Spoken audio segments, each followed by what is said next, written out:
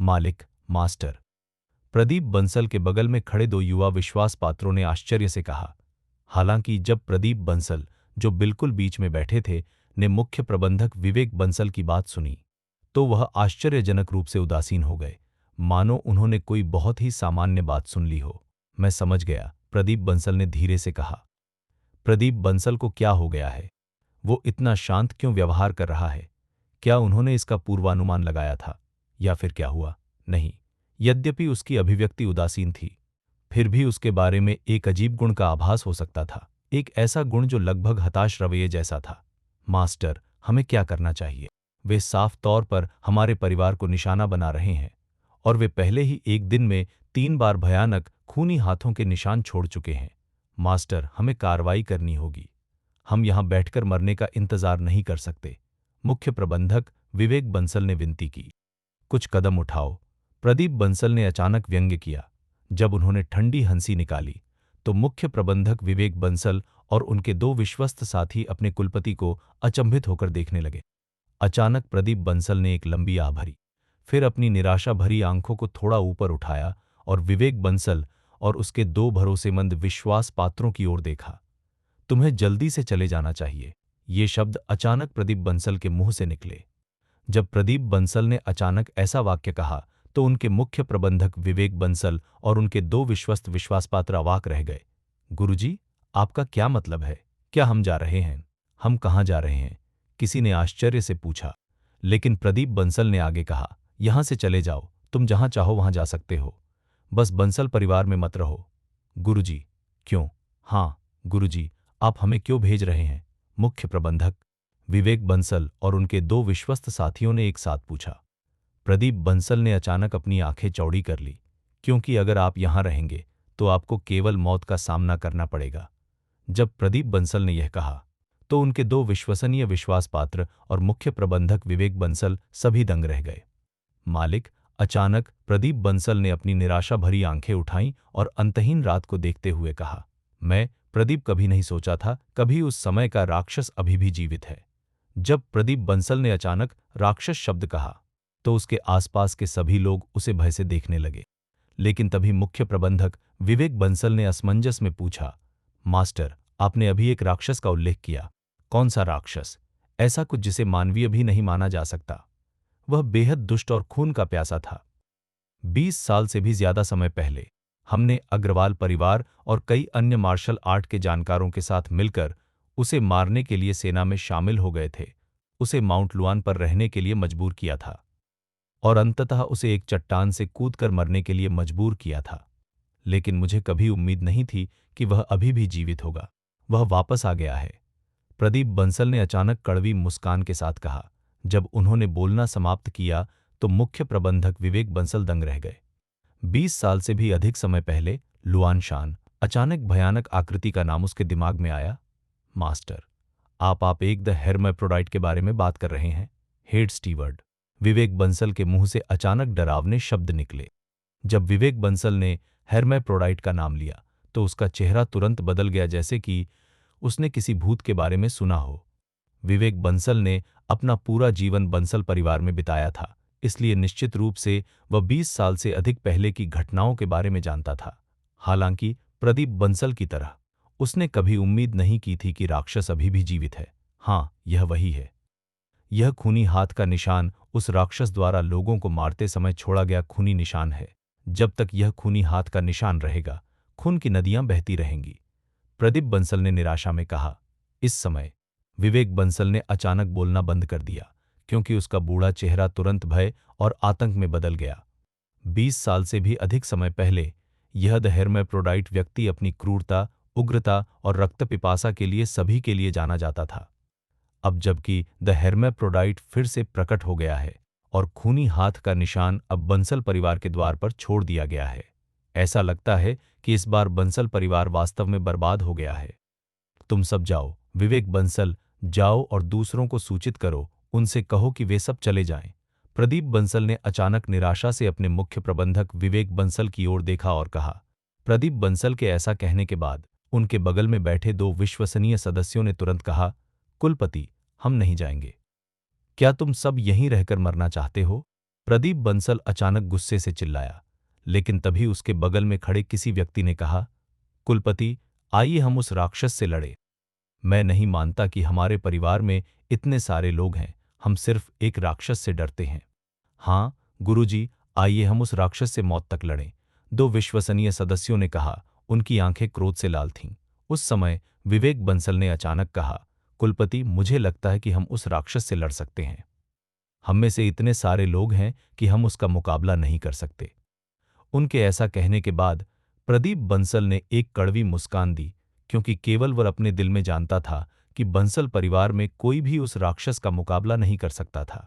मेरी बात सुनो, तुम्हें जल्दी से यहां से चले जाना चाहिए।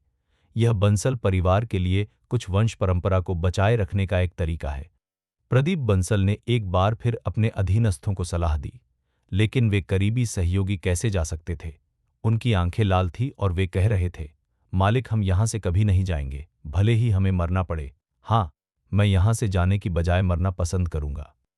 जब वे केंद्रीय हॉल में इस बात पर चर्चा कर रहे थे कि किसे जाना चाहिए और किसे नहीं, तो अचानक अंधेरे से एक अजीब सी चीख सुनाई दी। यह ध्वनि किसी प्रतिशोधी भूत के विलाप जैसी थी, अप्रिय और तीक्ष्ण, जिससे लोगों में भय उत्पन्न हो गया और उनकी रीढ़ में सिहरन दौड़ गई। भूतिया चीख के तुरंत बाद कमरे में मौजूद प्रदीप बंसल अचानक अपनी जगह से उछल पड़े और उनके चेहरे पर एक अलग ही भाव आ गया। उनके आसपास मौजूद कई विश्वासपात्रों के चेहरे पर भी रंगत बदल गई और वे मन ही मन सोच रहे थे, यह कैसी अजीब आवाज थी? वह यहाँ है। प्रदीप बंसल के मुंह से अचानक एक भयानक वाक्य निकला। वह अंतहीन रात भयावह माहौल से भरी हुई थी। बाहर खड़े बंसल परिवार के सभी सदस्यों ने उस भयानक भूतिया चीख को सुना था। वे बंसल परिवार के परिसर के बिल्कुल बीचोंबीच खड़े होकर आश्चर्य से उसे देख रहे थे। सभी के चेहरे पर अत्यंत बेचैनी थी और वे खुद को यह पूछे बिना नहीं रह सके, यह कैसी आवाज थी? क्या यह मानव है? जैसे ही वे सभी उस अजीब आवाज की उत्पत्ति से भयभीत हुए, अंधेरे से अचानक एक तीखी चीख आई। बूढ़े प्रदीप बंसल, मरने के लिए तैयार हो जाओ। यह आवाज भयानक और डरावनी थी, और जब यह बंसल परिवार तक पहुंची तो सभी लोग दंग रह गए। कौन है? हमारे कुलपिता के बारे में ऐसा बोलने हिम्मत किसने की? जैसे ही बंसल परिवार के ये सदस्य भयभीत हुए, एक भयंकर काली छाया, एक राक्षस की तरह, अचानक सामने वाले दो बंसल परिवार के सदस्यों की ओर उड़ी। इससे पहले कि कोई यह देख पाता कि उस काले व्यक्ति ने कैसे कदम उठाया या उसका चेहरा भी, बंसल परिवार के दो सदस्यों के मुंह से अचानक दो अत्यंत तीखी चीखें निकली। तभी उन्होंने दो क्षत विक्षत लाशें अपनी ओर उड़ती देखी। खून, लाल खून, सारी जमीन पर बिखरा हुआ था और मृत शरीर टुकड़ों में जमीन पर पड़ा था। पलक झपकते ही बंसल परिवार के दो सदस्य उस राक्षस के हाथों मारे गए। ये तरीके बहुत क्रूर और हिंसक थे। जमीन पर पड़ी दो क्षत विक्षत लाशों को देखकर बंसल परिवार के सभी सदस्य एक पल के लिए स्तब्ध रह गए। उस भयानक राक्षस को अविश्वास से देखते रहे। हे भगवान, यह क्या है? क्या यह कोई व्यक्ति है या भूत? वे सभी डर के मारे बोल रहे थे और उनके शरीर अनायास ही पीछे हटने लगे। और वह द हेर्मेप्रोडाइट पहले ही आ चुका है। वह ठीक बीच में खड़ा था, भिखारी जैसे कपड़े पहने हुए, बिखरे बाल उसके शरीर पर बिखरे हुए थे और उसके शरीर से भयानक दुर्गंध आ रही थी। जिस क्षण द हेर्मेप्रोडाइट अचानक प्रकट हुई, प्रदीप बंसल पहले ही अपने आदमियों को बाहर ले जा चुके थे। मालिक, परिवार का मुखिया आ गया है। अचानक जब बंसल परिवार के सदस्यों ने प्रदीप बंसल को आते देखा, तो वे ऐसे चिल्ला उठे जैसे उन्होंने किसी उद्धारकर्ता को देख लिया हो, और फिर वे सभी अपने कुलपिता को घेर लिया। लेकिन वहां पहुंचते ही प्रदीप बंसल ने सबसे पहले जमीन पर पड़ी क्रूर लाश देखी। उसके चेहरे की मांसपेशियां अनायास ही फड़क उठीं और फिर उसकी नजर उसके सामने खड़े राक्षस पर पड़ी, जो द हेर्मेप्रोडाइट था। उसकी आंखें अविश्वास से भर गईं। क्या यह वही है? 20 साल से भी पहले का वह अत्यंत क्रूर राक्षस? हाँ, वह वही है। वह वास्तव में अभी मरा नहीं था। उसके सामने प्रदीप बंसल पर तुरंत ही भय की गहरी भावना छा गई। तुम, यह राक्षस, मुझे यकीन नहीं हो रहा कि तुम सचमुच मरे नहीं हो। तुम सचमुच जिंदा हो। प्रदीप बंसल कदम दर कदम आगे बढ़े और अपने सामने खड़े यिन यांग व्यक्ति को आंखें फाड़े घूरने लगे। अचानक द हेर्मेप्रोडाइट ने एक अजीब सी हंसी हंसी। अंधेरे में यह आवाज असामान्य रूप से अजीब और अप्रिय लग रही थी। हे, बूढ़ा आदमी युवेन, मैं अभी भी जीवित हूं इसलिए कि मैं बदला लेने के लिए वापस आ सकूं। उस समय आपने और उस बूढ़े आदमी ओयांग ने मुझे लुआनशान जाने के लिए मजबूर किया था। जिससे मुझे एक चट्टान से कूदना पड़ा था। मैं ऐसे खून के झगड़े का बदला कैसे नहीं ले सकता था। आज मैं तुम्हारे बंसल परिवार को खून से लथपथ कर दूंगा, किसी को भी जीवित नहीं छोड़ूंगा। राक्षस के मुंह से खून भरे शब्द निकले। खून नदी की तरह बह रहा था और एक भी मुर्गी या कुत्ता नहीं बचा।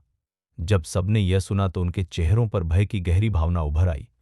लेकिन बंसल परिवार की शाखा के एक युवा सदस्य को इस द हेर्मेप्रोडाइट के अहंकारी शब्द बर्दाश्त नहीं हुए।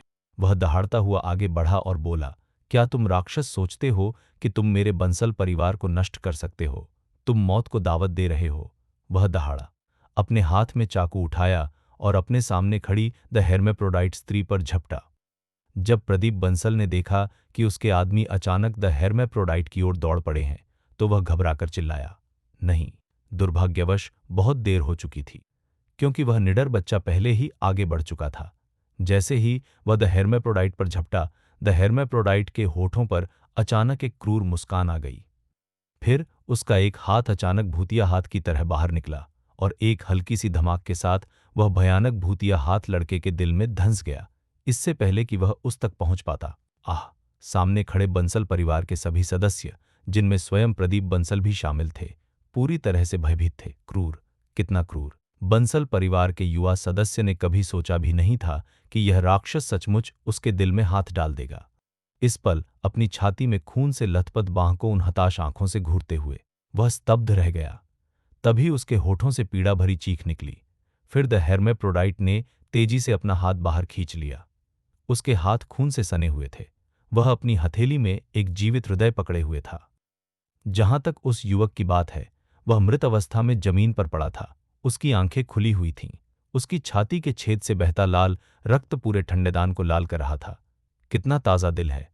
आह! युवा होना कितना महान, कितना अद्भुत है! विकृत हेर्मेप्रोडाइट ने अपने हाथ में खून से सने दिल को घूरा और आह भरी। आसपास के सभी लोगों को उस हेर्मेप्रोडाइट व्यक्ति को देखकर गहरी भय की अनुभूति हुई। वे सभी इस अत्यंत राक्षसी प्राणी को घूर रहे थे। लेकिन तभी प्रदीप बंसल अचानक आगे और गरजे, द हेर्मेप्रोडाइट, तुम वास्तव में क्या चाहते हो? द हेर्मेप्रोडाइट अचानक अजीब तरह से मुस्कुराया, क्या तुम्हें पता नहीं? मैं चाहता हूं कि तुम सब मर जाओ। मैं चाहता हूं कि तुम्हारा पूरा बंसल परिवार आज रात ही खत्म हो जाए। उसके मुंह से एक भयानक आवाज निकली, उसे मार डालो, इस विचित्र राक्षस को मार डालो। हालांकि बंसल परिवार के सदस्य भयभीत थे, लेकिन वे कायर नहीं थे। यह देखकर कि उनमें से कई पहले ही इस राक्षसी राक्षस के हाथों मारे जा चुके थे, वे इतना अपमान कैसे सहन कर सकते थे। इसलिए वे पागलों की तरह उस द हेर्मेप्रोडाइट की ओर दौड़ पड़े।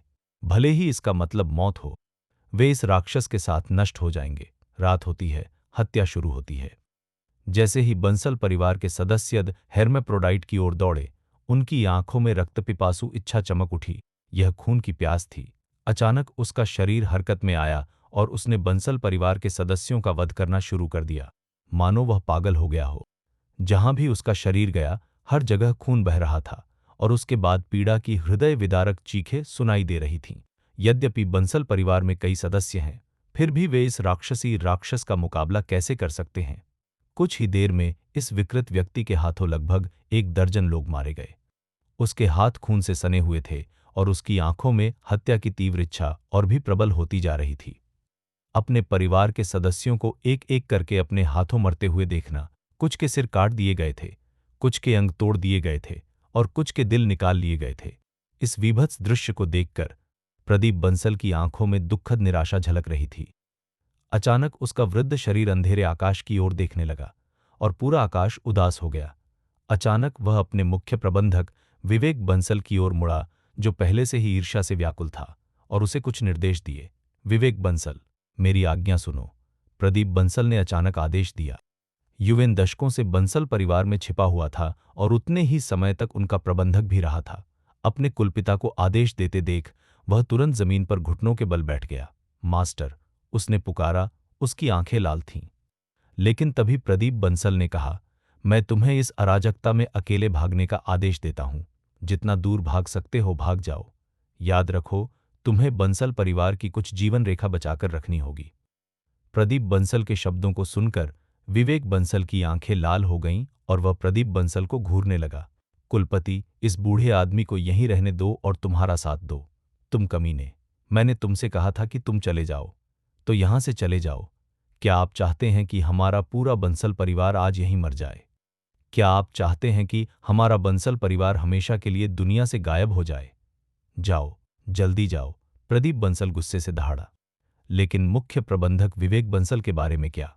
वह अपने परिवार के सदस्यों और जिस कुलपिता का वह आदर करता था, उन्हें इस तरह मरते हुए कैसे देख सकता था? यद्यपि वह अपने परिवार के सदस्यों को खून के तालाब में एक-एक करके गिरते हुए नहीं देख सकता था, लेकिन बंसल परिवार के लिए जीवन का अंतिम अंश छोड़ने के लिए विवेक बंसल ने अंततः अपनी रक्तरंजित आंखें पोंछ लीं। मास्टर, आप सब अपना ध्यान रखना। और जब विवेक बंसल ने ये शब्द कहे, तो उसने अचानक अराजकता का फायदा उठाया और तेजी से पिछवाड़े की ओर भाग गया। इस बीच बंसल परिवार के सदस्य अभी भी एक-एक करके विकृत हेर्मेप्रोडाइट की ओर दौड़ रहे थे। लेकिन वे इस राक्षसी राक्षस का मुकाबला कैसे कर सकते हैं?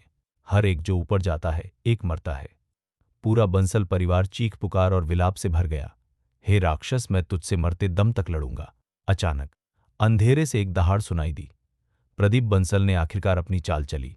उनके वृद्ध दाहिने हाथ ने अचानक द हेर्मेप्रोडाइट के कंधे को चील के पंजे की तरह जकड़ लिया। अंधेरे में की गई कार्रवाई को कम करके नहीं आंका जाना चाहिए। जैसे ही प्रदीप बंसल ने अंततः अपना कदम उठाया, द हेर्मेप्रोडाइट ने अचानक एक अजीब सी मुस्कान बिखेरी। बूढ़े आदमी, आपने अंततः कदम उठाने का निर्णय ले लिया है। 20 साल से भी अधिक समय पहले तुमने उस बूढ़े आदमी ओयांग के साथ मिलकर मुझे मारने की साजिश रची थी। आज मैं निश्चित रूप से तुम्हारी नसें फाड़ दूंगा और तुम्हारी जिंदा खाल उधेड़ दूंगा। जैसे ही द हेर्मेप्रोडाइट के मुंह से क्रूर शब्द निकले, वह अचानक विचित्र तरीके से प्रदीप बंसल पर झपटा और उन दोनों ने हवा में अविश्वसनीय गति के साथ एक दूसरे पर एक दर्जन से अधिक हमले किए। हर कदम अविश्वसनीय रूप से तेज था। बंसल परिवार के मुखिया से जैसी उम्मीद थी, प्रदीप बंसल की साधना का स्तर, जो लगभग 100 वर्षों तक पहुंच चुका था, स्वाभाविक रूप से कमजोर नहीं था। इस समय द हेर्मेप्रोडाइट के खिलाफ मौत से लड़ते हुए वे किसी भी तरह से कमजोर नहीं हैं। यद्यपि द हेर्मेप्रोडाइट अत्यंत भयानक था, प्रदीप बंसल का हर कदम एक हताश जीवन या मृत्यु संघर्ष था। इसलिए द हेर्मेप्रोडाइट प्रदीप बंसल को कभी भी पराजित नहीं कर सका। प्रदीप बंसल को शायद पहले से ही पता था कि आज उनकी मृत्यु निश्चित है। इसलिए वह जो भी कदम उठाता है, वह जीवन मरण का सवाल होता है। उसकी तकनीकें आत्मरक्षा के लिए नहीं, बल्कि केवल दुश्मन को घायल करने के लिए होती हैं। अचानक अंधेरे से प्रदीप बंसल ने दहाड़ते हुए द हेर्मेप्रोडाइट पर घातक प्रहार किया। वह प्रभावशाली हथेली का प्रहार वास्तव में काफी शक्तिशाली था। द हेर्मेप्रोडाइट ने प्रदीप बंसल के हथेली के प्रहार को रोकने के लिए अपना बायां हाथ घुमाया, फिर एक अजीब कोण से अपने दाहिने हाथ से प्रदीप बंसल पर हमला किया। प्रदीप बंसल का पहला हथेली का वार चूक गया और इस राक्षसी जीव को अपने ऊपर हमला करते देख वह तुरंत हवा में उछला और पीछे की ओर छलांग लगा दी। जमीन पर उतरते ही उसने 2 और हथेलियों के वार करके अपनी ताकत जुटाई और अपने सामने मौजूद द हेर्मेप्रोडाइट पर झपटा। लेकिन इस बार द हेर्मेप्रोडाइट नहीं छिपा। ऐसा प्रतीत होता है कि वह प्रदीप बंसल से लड़ना जारी रखने के लिए तैयार नहीं थे। अचानक उसके बाएं हाथ में एक भयावह शक्ति एकत्रित हो गई। जैसे ही प्रदीप बंसल उस पर हथेली से हमला करने वाला था, द हेर्मेप्रोडाइट ने अचानक अपनी यिन यांग हथेली से हमला कर दिया। एक भयावह आभा के साथ हथेली तकनीक अचानक एक जोरदार धमाके के साथ प्रदीप बंसल की हथेली की शक्ति से टकराई। जैसे ही उनकी हथेलियां हिंसक रूप से टकराईं, द हेर्मेप्रोडाइट ने अचानक एक भयावह मुस्कान प्रकट की, जबकि प्रदीप बंसल का चेहरा तुरंत मौत की तरह पीला पड़ गया। मर जाओ, द हेर्मेप्रोडाइट अचानक दहाड़ा और उसकी दाहिनी हथेली में बुरी ऊर्जा अचानक तीव्र हो गई। बिना किसी चेतावनी के एक जोरदार धमाके के साथ यिन यांग पुरुष की अत्यंत शक्तिशाली दुष्ट हथेली की शक्ति ने प्रदीप बंसल को अचानक पीछे की ओर उड़ा दिया। उसका शरीर टूटे हुए धागे वाली पतंग की तरह जमीन पर गिर पड़े। धमाका। प्रदीप बंसल अचानक पीछे की ओर उड़ गए और दर्द से दबी हुई कराह के साथ जमीन पर गिर पड़े। जब प्रदीप बंसल को द हेर्मेप्रोडाइट की अत्यंत बुरी हथेली के प्रहार से मारा गया, तो उसके अधीनस्थ बंसल परिवार के सदस्य घबराकर दौड़े। मालिक, मालिक! वे सभी दौड़कर आए और प्रदीप बंसल को ऊपर आने में मदद की। प्रदीप बंसल का वृद्ध शरीर जमीन पर पड़ा था। उनके मुंह के कोने से अभी भी खून बह रहा था। उनकी आंखें, जो कभी दर्द से भरी थीं, अब अंतहीन निराशा से भरी हुई थीं। लेकिन जब प्रदीप बंसल को उसके आसपास के लोगों ने सहारा देकर उठाया, तो उसने अपने सामने खड़ी द हेर्माफ्रोडाइट स्त्री को नाराजगी भरी नजरों से देखा। अचानक द हेर्माफ्रोडाइट ने एक अजीब सी हंसी निकाली। बूढ़े आदमी यूवेन, ऐसा लगता है कि आप वर्षों से बूढ़े हो गए हैं। हे, अब आप मेरी हथेली के एक वार को भी नहीं झेल सकते। गधे, तुम राक्षस, तुम निश्चित रूप से एक भयानक मौत मरोगे। प्रदीप बंसल गुस्से से दहाड़ा।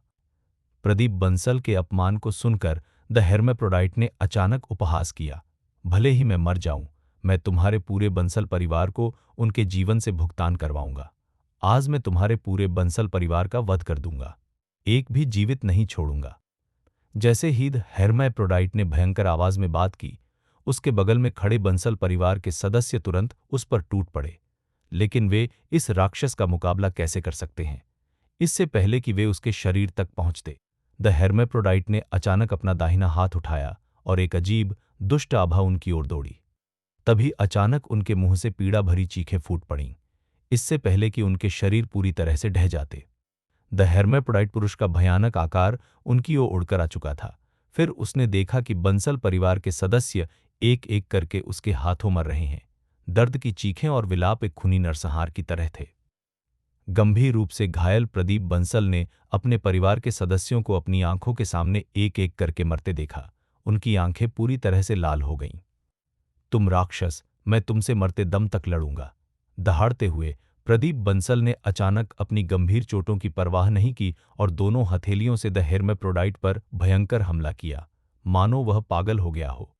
लेकिन उसकी मार्शल आर्ट कौशल इस राक्षस के सामने कैसे टिक सकती थी? जैसे ही उसके वृद्ध शरीर ने अचानक हमला किया, द हेर्माफ्रोडाइट ने अचानक पलटकर एक उड़ती हुई किक मारी, जो प्रदीप बंसल की छाती की ओर जा लगी। लात का भयानक प्रभाव सीधे प्रदीप बंसल के हृदय पर पड़ा। हवा में उड़ते हुए प्रदीप बंसल ने चीख मारी। उसका शरीर सीधे जमीन पर गिरा, जिससे उसके प्रभाव से नीचे की ठंडी धरती फट गई। प्रदीप बंसल गिर गए। वह मौत के कगार पर था। उसका मुंह खून से भरा हुआ था और वह उठने के लिए संघर्ष कर रहा था, लेकिन उसमें कोई ताकत नहीं बची थी। और इस समय वह द हेर्माफ्रोडाइट एक भयानक हत्या के इरादे से कदम दर कदम प्रदीप बंसल की ओर बढ़ी, जो जमीन पर लेटा हुआ था। बंसल परिवार के जीवित सदस्यों में से अब कौन आगे आने का साहस करेगा? जो भी अंदर जाएगा वह मर जाएगा। अनगिनत परिवार के सदस्य जमीन पर मृत पड़े थे। खून से पूरी जमीन लाल हो गई थी। भय और आतंक ने उन्हें घेर लिया था। उन्होंने पहले कभी ऐसा भयावह नरसंहार नहीं देखा था, लेकिन आज उन्होंने इसे सचमुच खुद देखा था। राक्षस, वह एक क्रूर, रक्तपिपासु राक्षस था। जैसे जैसे वह द हेर्माफ्रोडाइट गिरे हुए प्रदीप बंसल की ओर कदम बढ़ाता गया, पहले से ही मर रहा प्रदीप बंसल अपनी आखिरी सांसें गिन रहा था। उसके आंतरिक अंग और मेरिडियन राक्षस ने चकनाचूर कर दिए थे, और अब वह अपने जीवन का आखिरी टुकड़ा ही बचा हुआ था। अपने सामने द हेर्माफ्रोडाइट को घूर रहा था। द हेर्माफ्रोडाइट ने पीड़ित प्रदीप बंसल को क्रूर, ठंडी मुस्कान के साथ देखा। अचानक उसने एक पैर बढ़ाया और जमीन पपड़े खून के कुंड में कदम रखा। उसने क्रूर मुस्कान के साथ प्रदीप बंसल को देखा। बूढ़े आदमी यूवेन, आज अंततः तुमने आसन्न मृत्यु की कड़वाहट का स्वाद चखा है ना? हे। उसके मुंह से एक भयानक हंसी निकली। प्रदीप बंसल का मुंह खुला हुआ था, मानो वह बोलना चाहता हो, लेकिन उसमें बिल्कुल भी ताकत नहीं थी। इसलिए वह बड़ी मुश्किल से केवल एक हाथ ही आगे बढ़ा सका, और फिर उस द हेर्माफ्रोडाइट स्त्री के टखने को कसकर पकड़ लिया, जो खून से लथपथ खड़ी थी, उसे कसकर पकड़े हुए। आह, मैं तुम्हें इस तरह मारने पर इतना दुखी क्यों हूं? द हेर्माफ्रोडाइट ने अचानक आह भरी। जैसे ही उसने आह भरी, उसने अचानक एक हाथ से प्रदीप बंसल की गर्दन पकड़ ली और दूसरे हाथ से उसे गर्दन से पकड़कर ऊपर उठा लिया। प्रदीप बंसल की आंखें चौड़ी हो गईं। उनके पैर अनियंत्रित रूप से धड़कने लगे, लेकिन इसका कोई फायदा नहीं हुआ। लेकिन तभी प्रदीप बंसल की गर्दन को पकड़े हुए द हेर्माफ्रोडाइट आदमी ने प्रदीप बंसल की आंखों को देखा, जो धीरे धीरे धंसती जा रही थीं, और अचानक क्रूरता से हंस पड़ा। मैं तुम्हारा दिल निकाल दूंगा। जैसे ही उसने यह कहा, राक्षसी, मुरझाया हुआ भूतिया हाथ अचानक प्रदीप बंसल की छाती में घुस गया। प्रदीप बंसल के कपड़ों से खून बहने लगा। द हेर्माफ्रोडाइट का भयानक भूतिया हाथ पहले से ही प्रदीप बंसल के हृदय में पूरी तरह से ठूंस दिया गया था, और फिर उसने प्रदीप बंसल के हृदय को जीवित ही बाहर निकाल लिया। प्रदीप बंसल का कांपता हुआ शरीर अंततः अपनी सीमा तक पहुंच गया और 2 बार ऐंठने के बाद वह अचानक रुक गया। उसकी आंखें बंद हो गई। वह मर चुका था। बंसल परिवार के मुखिया प्रदीप बंसल की मृत्यु एक क्रूर द हेर्मेफ्रोडाइट पुरुष के हाथों हुई। शेष बचे परिवार के सदस्य उस समय स्तब्ध और अचंभित रह गए जब उन्होंने देखा कि राक्षस ने उनके कुलपिता का हृदय रक्तपिपासुतापूर्वक फाड़ डाला। उसी क्षण उन्होंने अपने हथियार गिरा दिए और अपनी जान बचाने के लिए भागने लगे। वे जीना चाहते थे। वे इस राक्षस से दूर जाना चाहते थे। रात के अंधेरे में एक भयावह हंसी गूंजी। उसके बाद बंसल परिवार के भागते सदस्यों की खूनी चीखें गूंजने लगीं। बंसल परिवार में मृत्यु व्याप्त हो गई। पलक झपकते ही बंगलुरु का सबसे बड़ा बंसल परिवार खंडहर में तब्दील हो गया। परिवार के सभी सदस्य अंदर ही मर गए। मध्य रात्रि में अचानक बंसल परिवार के पूरे परिसर के अंदर से भीषण आग की लपटें उठने लगीं। आधी रात को बंसल परिवार की हवेली में अचानक भयंकर आग लग गई। जब भयंकर आग बंसल परिवार के पूरे परिसर में फैल गई तो लपटें आसमान तक पहुंच गईं और चारों ओर घना धुआं छा गया। बेलियाओ प्रांत के सबसे बड़े परिवार बंसल परिवार ने कभी कल्पना भी नहीं की होगी कि ऐसी वीरान रात में उनका पूरी तरह सफाया हो जाएगा। बंसल परिवार आग की लपटों में घिरा हुआ था और कई लोग बाहर खड़े होकर देख रहे थे तथा भयंकर आग पर चर्चा कर रहे थे। किसी को नहीं पता था कि विशाल परिवार में कौन सी बड़ी घटना घटी थी। दूर दूर से बड़ी संख्या में दमकल गाड़ियां आई और न केवल कई दमकल गाड़ियां पहुंची बल्कि कई सुरक्षाकर्मी भी वहां पहुंचे। जब वे वहां पहुंचे तो यह देखकर दंग रह गए कि पूरा बंसल परिवार खून से लथपथ लाशों से भरा पड़ा था। क्योंकि अब तक बंसल परिवार का एक भी सदस्य जीवित नहीं बचा है, वे सभी मर चुके हैं। भड़की हुई आग के अलावा आंगन लाशों से अटा पड़ा था। दूर से 2 काली आकृतियां अविश्वसनीय गति से उनकी ओर दौड़ती हुई दिखाई दीं। ये दोनों कोई और नहीं बल्कि प्रदीप अग्रवाल और सोल रीपर थे, जो भी पहुंचने की जल्दी में थे। यद्यपि वे अभी तक बंगलुरु के शहरी क्षेत्र में पूरी तरह से प्रवेश नहीं कर पाए थे, फिर भी वे दूर से ही ऊंची लपटें देख सकते थे। आत्मा रीपर, उधर देखो, प्रदीप अग्रवाल ने अचानक आश्चर्य से कहा। जैसे ही उसकी आवाज गूंजी, सोल रीपर ने भी ऊंची लपटें देखीं। आग बहुत बड़ी और भयंकर थी। दूर से ही आग की लपटें आकाश में राक्षसों की तरह फैलती हुई दिखाई दे रही थीं। आकाश को आग से जलता हुआ देखकर सोल रीपर और प्रदीप अग्रवाल दोनों के दिलों में अचानक झटका महसूस हुआ। क्या यह हो सकता है? क्या यह हो सकता है? यह बंसल परिवार है, सोल रीपर ने अविश्वास में कहा। जब वह बोल रहा था, प्रदीप अग्रवाल गंभीर भाव से वहीं खड़ा था। इतनी तेजी! क्या यह हो सकता है कि राक्षस ने पहले ही बंसल परिवार को खत्म कर दिया हो? उनके सामने खड़े 2 लोगों ने अविश्वास भरी आंखों से दूर की ओर देखा और कहा। कुछ सेकंड की खामोशी के बाद सोल रीपर ने अचानक कहा, चलो चलो, वहां जाकर देखते हैं। वह एक दहाड़ के साथ वह तुरंत प्रदीप अग्रवाल को ले गया और दूर लगी आग की ओर तेजी से उड़ गया।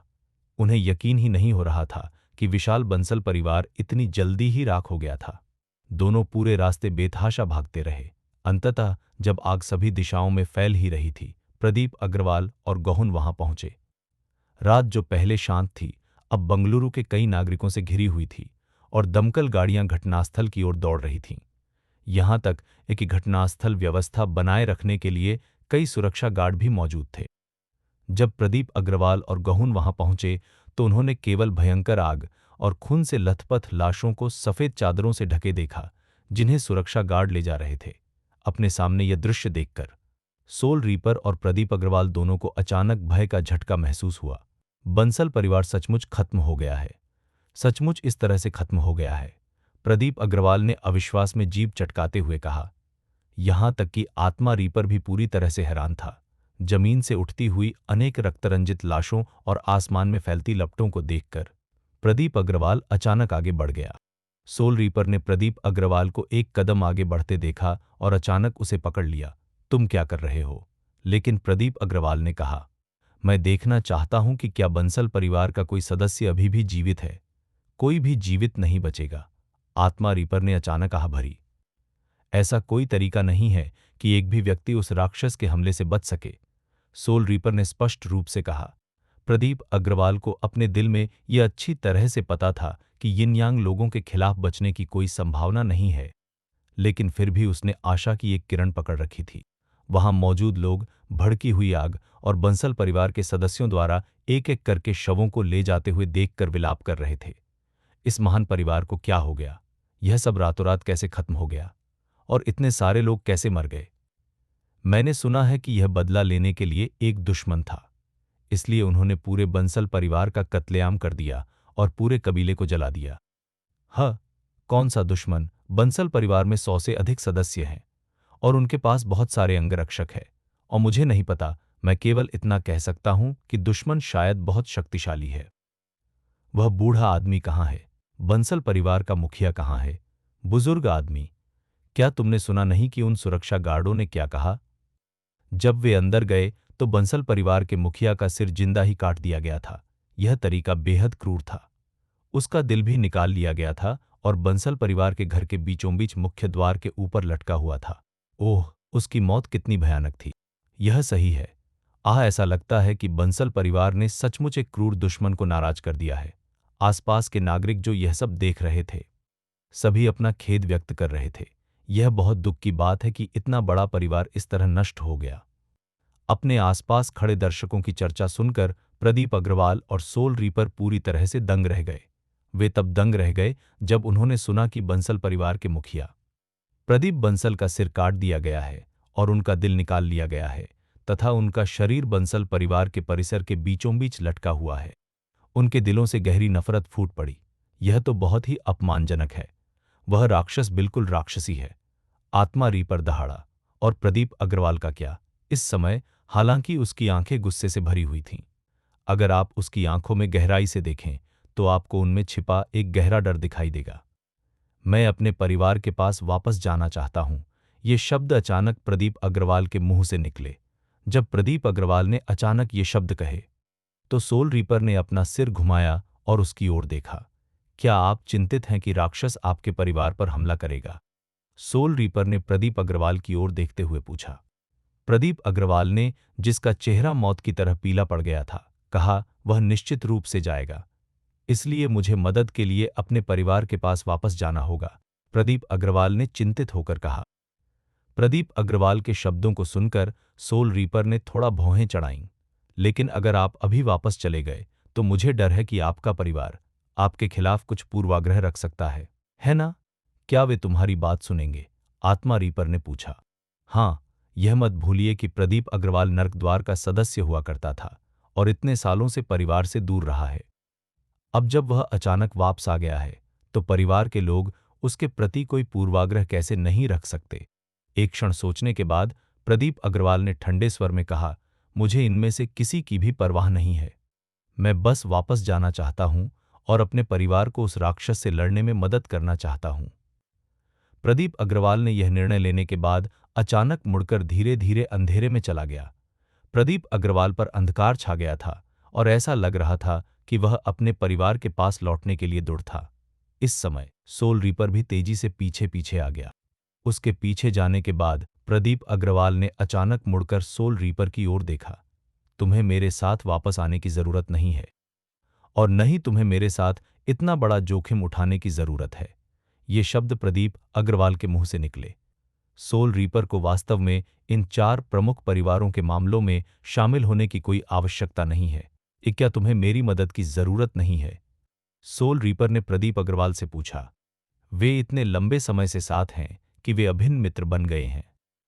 इस समय जब सोल रीपर ने यह प्रश्न पूछा तो प्रदीप अग्रवाल ने धीरे से कहा, कोई जरूरत नहीं। मुझे लगता है कि हमारा परिवार इस मामले को संभालने में सक्षम होना चाहिए, प्रदीप अग्रवाल ने अंत में हठपूर्वक कहा।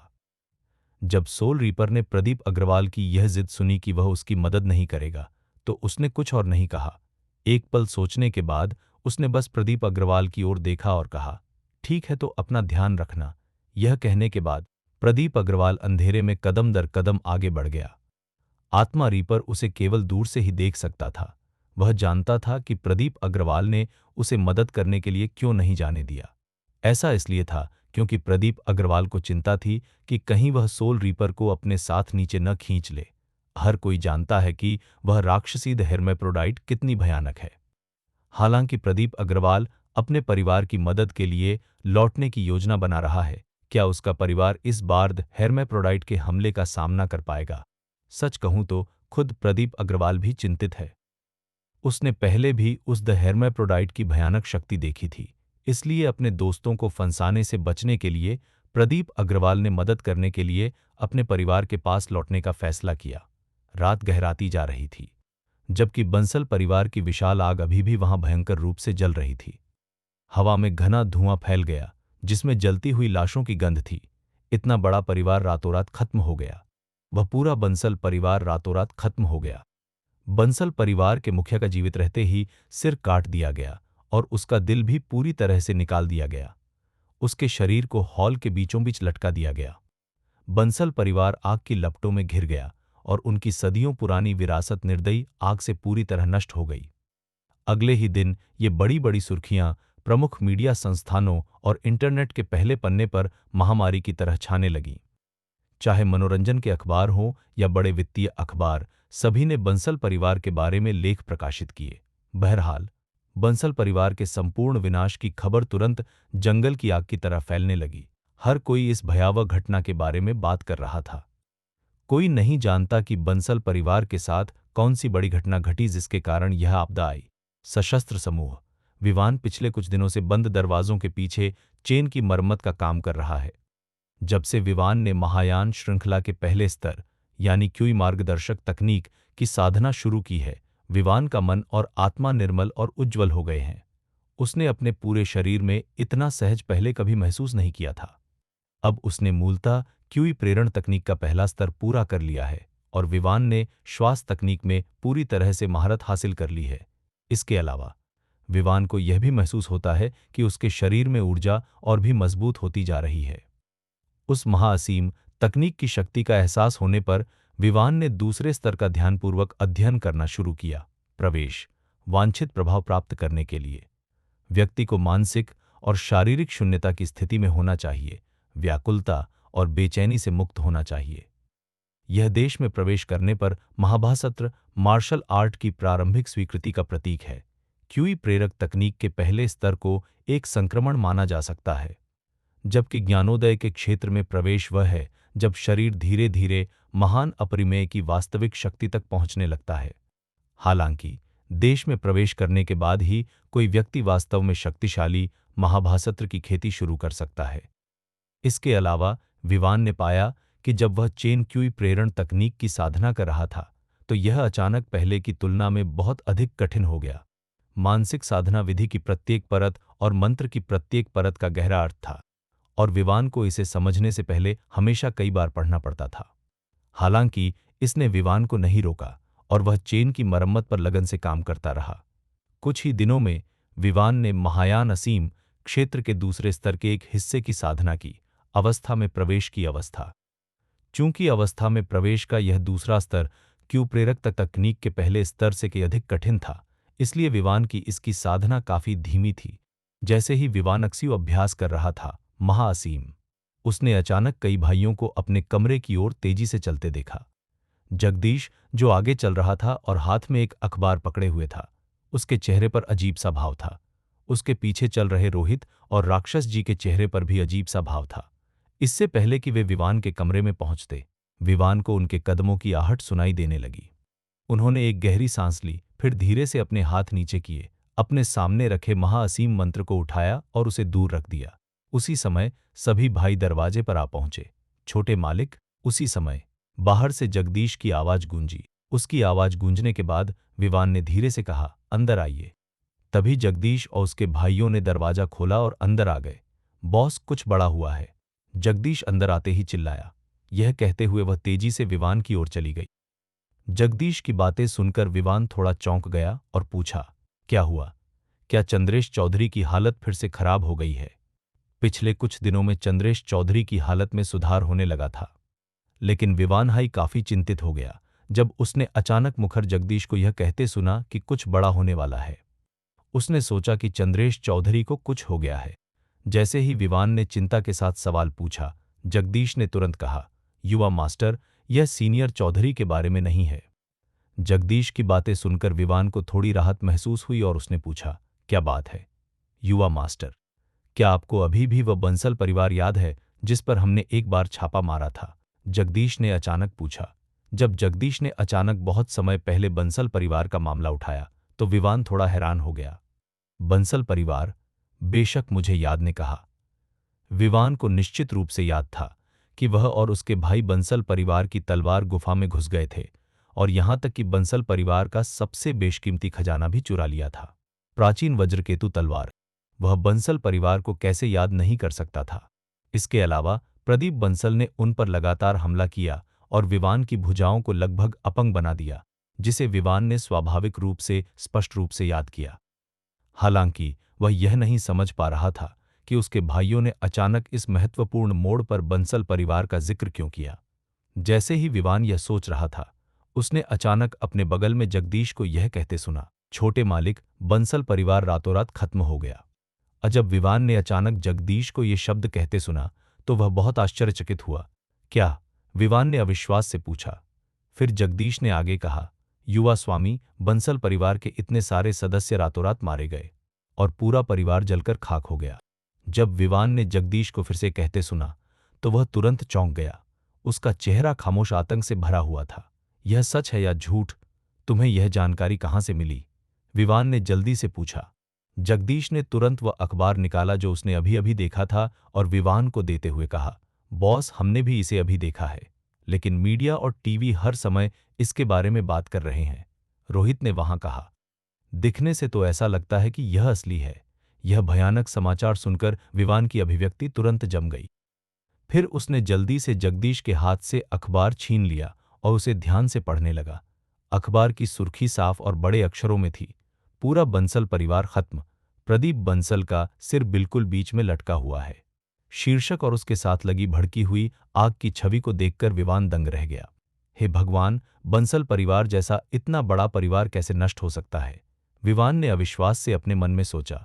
सच कहूं तो जगदीश और उसके सामने खड़े उसके भाई भी भयभीत दिख रहे थे। क्या प्रदीप बंसल मर चुके हैं? विवान बड़बड़ाया। रोहित और जगदीश ने एक दूसरे को सिर हिलाकर सहमति जताई। यह सच होना चाहिए, रोहित ने कहा। रिपोर्ट में कहा गया है कि प्रदीप बंसल का सिर तब काट दिया गया था जब वह जीवित थे। विवान चौंक गया और बोला, यह कैसे हो सकता है? बंसल परिवार के प्रति इतनी गहरी दुश्मनी किसको हो सकती है और किसके पास इतने असाधारण मार्शल आर्ट कौशल हो सकते हैं? विवान ने आश्चर्य से कहा। विवान स्वाभाविक रूप से बंसल परिवार की अपार शक्ति और प्रदीप बंसल की शक्ति के बारे में बहुत स्पष्ट था। प्रदीप बंसल अपनी पीढ़ी के एक मास्टर थे और बंसल परिवार के मुखिया के रूप में वह इतनी आसानी से कैसे मर सकते थे? यदि यह खबर सच है तो इसका मतलब है कि बंसल परिवार को मारने वाला व्यक्ति अभूतपूर्व रूप से भयानक और निर्दयी होगा। यह जानकर विवान पूरी तरह से स्तब्ध रह गया। पूरा बंसल परिवार खत्म हो गया है। यह सब बहुत अप्रत्याशित और अचानक हुआ। जगदीश, जो उसके बगल में खड़ा था, बोला, दरअसल मैं प्रदीप बंसल से बहुत नफरत करता था। आखिरकार उसने हमारे छोटे बॉस को लगभग अपने दोनों हाथ खोने पर मजबूर कर दिया था। मुझे उम्मीद नहीं थी कि वह इस तरह मरेगा। यह सचमुच अफसोस की बात है। जगदीश की यह बात सुनकर दूसरी तरफ रोहित ने थोड़ा सिर हिलाया। उन्होंने उस समय बंसल परिवार से प्राचीन वज्रकेतु तलवार चुरा ली थी और उसे उन्हें लौटाने का वादा किया था। वर्तमान स्थिति को देखते हुए विवान के लिए अब प्रदीप बंसल को तलवार लौटाना असंभव लगता है। कौन इतना शक्तिशाली है कि वह एक रात में बंसल परिवार के इतने सदस्यों को मार सकता है? रोहित ने अचानक धीमी आवाज में पूछा। सच कहूं तो अब न केवल वह ऐसा सोचता है, बल्कि विवान भी इस बारे में सोच रहा है। वह समझ नहीं पा रहा था कि ऐसा कौन सा ताकतवर इंसान होगा जो पूरे बंसल परिवार का सफाया कर देगा। यह सोचकर ही उसके अंदर गहरा डर समा गया। जैसे ही विवान यह सोच रहा था, उसे अचानक कुछ शब्द याद आ गए जो सोल रीपर ने उससे कहे थे जब वह रात में सशस्त्र समूह से मिलने गया था। जब आत्मा रीपर द्वारा कहे गए शब्द अचानक उसके दिमाग में गूंज उठे तो विवान पूरी तरह से स्तब्ध रह गया। क्या यह वही राक्षस हो सकता है जिसके बारे में सोल रीपर बात कर रहा था? विवान अचानक बुदबुदाया। जब विवान ने अचानक वे अजीब शब्द कहे तो उसके सभी भाई थोड़ा हैरान हो गए। बॉस, यह किस तरह का राक्षस है? हाँ, उसके सामने खड़े भाइयों ने विवान को हैरानी भरे भाव से देखा और पूछा। अचानक विवान अपने भाइयों की ओर मुड़ा और बोला, कुछ ऐसा है जो मैंने तुम्हें नहीं बताया है। कुछ दिन पहले सोल रीपर और प्रदीप अग्रवाल रात में सशस्त्र समूह में आए थे। आह! जब विवान ने अचानक उल्लेख किया कि प्रदीप अग्रवाल और सोल हुकिंग दूत ने रात में सशस्त्र समूह जिले का दौरा किया था, तो सभी भाई दंग रह गए। क्या वे दो लोग सचमुच यहां आए थे? हाँ बॉस, उन दोनों ने आप पर हाथ नहीं उठाया। सभी भाई आश्चर्य से चिल्ला रहे थे, क्योंकि उनकी धारणा में आत्मा रीपर और प्रदीप अग्रवाल अच्छे लोग नहीं थे। वे नरक के द्वार से थे। अपने भाइयों की बात सुनने के बाद विवान मुस्कुराया और अपना सिर हिलाया। वे नहीं करते। फिर भाइयों ने पूछा, वे दोनों लोग यहाँ क्या कर रहे हैं? विवान ने उत्तर दिया, वास्तव में प्रदीप अग्रवाल और सोल रीपर बदल गए हैं। बदल गया? क्या मतलब है तुम्हारा? उन दोनों ने पहले ही हेलगेट को धोखा दे दिया है। अब उन्हें हमारा दुश्मन नहीं माना जा सकता। ये शब्द विवान के मुंह से निकले। जब विवान ने अचानक ऐसा कहा तो सभी भाई दंग रह गया। बॉस, आप कह रहे हैं कि उन दो विश्वासघाती लोगों ने हेलगेट को धोखा दिया? बिल्कुल नहीं। वे दोनों लोग पूरे समय हमारा पीछा कर रहे थे और वे हेलगेट के सदस्य भी हैं। जगदीश और उसके भाई बोलते हुए अविश्वास से भरे हुए थे। विवान ने बताया, वास्तव में मुझे भी पहले तो इस बात पर विश्वास नहीं हुआ था, लेकिन जरा सोचिए, क्या वे दोनों ही वे लोग नहीं थे जिन्होंने डार्क सिटी तक पहुंचने में हमारी मदद की थी? विवान ने कहा, यदि वे लोग न होते तो मैं और मेरे भाई डार्क सिटी में बड़ी मुसीबत में पड़ जाते। विवान के ऐसा कहने के बाद भाइयों को याद आया कि डार्क सिटी जाते समय उनके साथ क्या हुआ था। हाँ, प्रदीप अग्रवाल और सोल रीपर ने वास्तव में डार्क सिटी के रास्ते पर उनकी मदद की। इसलिए जब यह विचार अचानक मन में आया तो जगदीश और उसके भाई सभी थोड़ा हैरान हो गए। युवा मास्टर, तो आपका मतलब है वे दोनों लोग सचमुच अच्छे इंसान बन गए? जगदीश ने उत्सुकता से पूछा। विवान ने कहा, सैद्धांतिक रूप से हाँ। मैंने कभी उम्मीद नहीं की थी कि वे दोनों वास्तव में बदल जाएंगे और अच्छे काम करेंगे, जगदीश ने खुद से कहा। रोहित ने फिर विवान की ओर देखा और पूछा, विवान, आपने अभी कहा कि प्रदीप अग्रवाल और सोल रीपर रात में इस सशस्त्र समूह में आए थे। वे यहाँ क्या कर रहे हैं? विवान, ये दोनों लोग मुझे कुछ बताने के लिए यहाँ आए थे। क्या हो रहा है? भाइयों ने उत्सुकता भरी आंखें झपकाते हुए एक एक करके पूछा।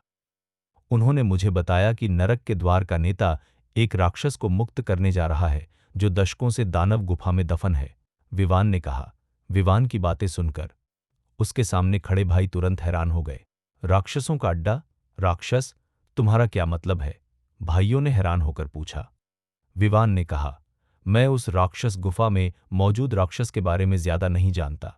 मुझे बस इतना पता है कि सोल रीपर और प्रदीप अग्रवाल ने मुझे बताया था कि एक बार यह राक्षस पैदा हो गया तो मार्शल आर्ट की दुनिया में जरूर खून खराबा मच जाएगा। विवान के बोलने के बाद रोहित और जगदीश ने चौंक कर एक दूसरे को देखा। यह कैसा राक्षस है, इतना शक्तिशाली? उन दोनों लोगों ने आपसे झूठ तो नहीं बोला, बॉस, है ना? जगदीश ने संदेह से पूछा। विवान ने थोड़ा भौहें चढ़ी और कहा, मुझे नहीं लगता कि वे मुझसे झूठ बोलेंगे। इसके अलावा मुझे लगता है कि जिस राक्षस के बारे में उन्होंने मुझे बताया था वह इस बार बंसल परिवार के मामलों से संबंधित है, विवान ने विचारमग्न होकर कहा। विवान के ऐसा कहने के बाद भाइयों ने पूछा, बॉस, तो आपका मतलब है कि यह दानव गुफा का वह राक्षस था जिसने बंसल परिवार के इतने सारे सदस्यों का वध किया था? मुझे अभी तक नहीं पता, लेकिन अगर सोल रीपर और प्रदीप अग्रवाल ने जो मुझे बताया है वह सच है तो बहुत संभव है कि दानव गुफा के राक्षसों ने ऐसा किया हो, विवान ने कहा। क्या इसका मतलब यह नहीं है कि उस राक्षस को बंसल परिवार से गहरी नफरत है? उन सभी को खत्म कर दो, किसी को भी जीवित न छोड़ो। जगदीश ने एक महत्वपूर्ण मुद्दे की ओर इशारा किया। जब जगदीश ने ऐसा कहा तो विवान को लगा कि उसने जो कहा वह बहुत मायने रखता है। हालांकि यह मामला अभी विवान को ज्यादा चिंतित नहीं करता है, क्योंकि उसका बंसल परिवार के साथ कोई विशेष लेन देन नहीं है, और यदि है भी तो वह अप्रिय है। इसलिए जब विवान ने बंसल परिवार के विनाश और प्रदीप बंसल की हत्या की खबर सुनी तो वह केवल थोड़ा हैरान था। जैसा कि विवान पर इसका कितना प्रभाव पड़ा यह बिल्कुल भी नहीं था। इसे भूल जाओ, चलो मार्शल आर्ट की दुनिया में इन चीजों में शामिल न हो। अब हमें केवल एक ही काम करना है, वह है चंद्रेश चौधरी की चोटों को जल्द से जल्द ठीक करना, विवान ने कहा। विवान के बोलने के बाद उसके सामने बैठे सभी भाइयों ने सहमति में सिर हिलाया। पिछली बार होश में आने के बाद चंद्रेश चौधरी का शरीर स्पष्ट रूप से धीरे धीरे ठीक होने लगा है। इतने दिनों के स्वास्थ्य लाभ और डॉक्टर की सावधानीपूर्वक देखभाल के बाद चंद्रेश चौधरी के स्वास्थ्य में धीरे धीरे सुधार हुआ है। विवान अपनी आंतरिक ऊर्जा का उपयोग करके धीरे धीरे अपनी गंभीर आंतरिक चोटों का इलाज कर रहा था और वह ठीक होने लगा। हालांकि चंद्रेश चौधरी अभी भी अस्पताल के बिस्तर पर पड़ा है। वह बिस्तर से उठकर चलने में सक्षम हो गया है। हालांकि वह अस्पताल के बिस्तर पर ही रहेगा क्योंकि डॉक्टर ने उसे ऐसा करने के लिए कहा है। दोपहर के समय भूत सेवक चंद्रेश चौधरी से मिलने आया। यद्यपि चंद्रेश चौधरी का शरीर धीरे धीरे ठीक होने लगा है, लेकिन उसका चेहरा अभी भी पीला और बीमार सा है। दूसरे भाई, क्या आप बेहतर महसूस कर रहे हैं? भूत सेवक ने वार्ड में प्रवेश करते हुए चिंता से पूछा। जैसे ही भूत सेवक ने प्रश्न पूछा, चंद्रेश चौधरी ने धीरे से कहा, यह पहले से ही ठीक हो गया है। जैसे ही वह बोल रहा था, चंद्रेश चौधरी ने उठने की कोशिश की। भूत सेवक ने चंद्रेश चौधरी को देखा, जो धीरे धीरे ठीक हो रहा था, और सच्ची खुशी के साथ कहा, जब तक दूसरा भाई ठीक हो जाता है, तब तक यही मायने रखता है। युवा मालिक हाल फिलहाल में कैसा है? चंद्रेश चौधरी ने भूतिया नौकर की ओर देखते हुए पूछा। भूत सेवक ने उत्तर दिया। युवा मास्टर पिछले कुछ दिनों से अपनी जंजीर तकनीक का अभ्यास कर रहे हैं। मार्शल आर्ट का अभ्यास। भूत सेवक की बात सुनकर चंद्रेश चौधरी थोड़ा हैरान रह गया। भूत सेवक ने कहा, बात कुछ ऐसी है। दूसरे भाई, क्या तुम्हें याद है जब हम डार्क सिटी में थे तो युवा स्वामी उस रहस्यमयी बूढ़ी सीनियर के साथ थे? दरअसल वह रहस्यमयी बूढ़ा सीनियर ही महान गुरु थे। सीनियर वूजी, भूत सेवक ने यह कहा। जब भूत सेवक ने वूजी एल्डर का नाम लिया तो चंद्रेश चौधरी की उत्साहित अभिव्यक्ति में भारी परिवर्तन आ गया। क्या सीनियर वूजी? क्या यह हो सकता है कि महान वरिष्ठ वूजी अभी भी जीवित हैं? चंद्रेश चौधरी ने आंखें फैलाकर पूछा। भूत सेवक ने थोड़ा सिर हिलाया और कहा, हाँ। इसके अलावा उस वरिष्ठ वूजी ने युवा गुरु को मार्शल आर्ट का एक बहुत ही उच्च स्तर भी सिखाया था, और वह कौशल जिसका युवा गुरु वर्तमान में अभ्यास कर रहा है, उसे उस वरिष्ठ वूजी ने ही सिखाया था। भूत सेवक ने कहा। भूत सेवक की बात सुनकर चंद्रेश चौधरी उत्साहित हो गया। यह बहुत बढ़िया है, यह अद्भुत है। यदि हमारे युवा गुरु वरिष्ठ वूजी की सच्ची शिक्षा प्राप्त कर सके तो वे भविष्य में निश्चित रूप से महान उपलब्धियां हासिल करेंगे, चंद्रेश चौधरी ने प्रसन्नतापूर्वक कहा। भूत सेवक ने प्रसन्नतापूर्वक कहा, हाँ, युवा स्वामी का भविष्य निःसंदेह असीम है। दोनों ने विवान के हालिया मामलों के बारे में बातचीत करने के बाद भूत सेवक ने अचानक उसके सामने डुगुशियादाओ से कहा, दूसरे भाई, मार्शल आर्ट की दुनिया में हाल ही में एक बड़ी घटना घटी है। चंद्रेश चौधरी आश्चर्यचकित हो गई और पूछा, क्या है? भूत सेवक ने एक क्षण सोचा और फिर कहा, बंसल परिवार का सफाया हो गया। ये शब्द भूत सेवक के मुंह से निकले। जब उसके सामने खड़े भूत सेवक ने अचानक ये शब्द कहे तो चंद्रेश चौधरी तुरंत दंग रह गया। क्या कहा आपने? आप कह रहे हैं कि बंसल परिवार विलुप्त हो गया है? चंद्रेश चौधरी ने अविश्वास में भूत सेवक से पूछा।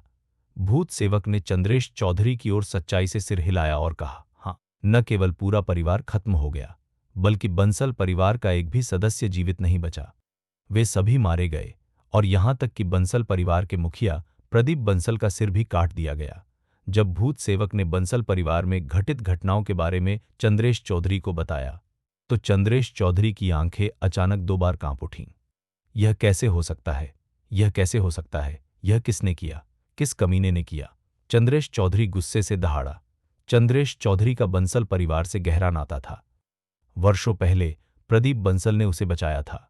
प्रदीप बंसल की जीवन रक्षक कृपा का बदला चुकाने के लिए चंद्रेश चौधरी ने एक बार अपना हाथ काट दिया था। हालांकि जीवन रक्षक कृपा का बदला सिर्फ एक हाथ से नहीं चुकाया जा सकता था, इसलिए चंद्रेश चौधरी के मन में हमेशा प्रदीप बंसल के प्रति अपराधबोध बना रहता था।